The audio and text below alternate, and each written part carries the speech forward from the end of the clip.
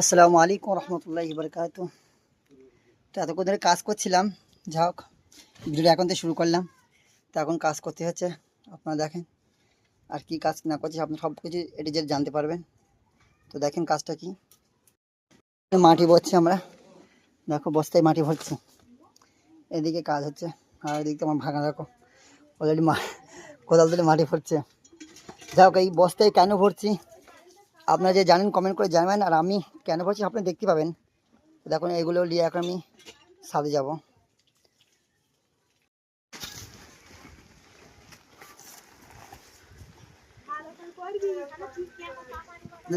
এবার ছাদে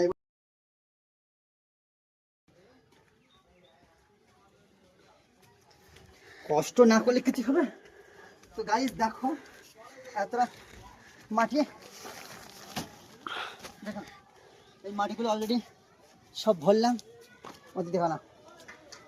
তো এই মাটিগুলো এখন সাজাবো আর কি গাছ বসাবো এখানে আপনারা কমেন্ট করে জানাবেন।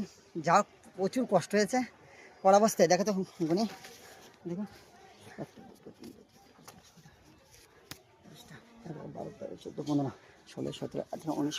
22টা। তো গাইস 22টা বস্তা এখানে মাটি ভরেছি, প্রচুর কষ্ট হচ্ছে। যা হোক কী গাছ এখানে কী বসাবো না আপনার কমেন্ট করে জানাবেন।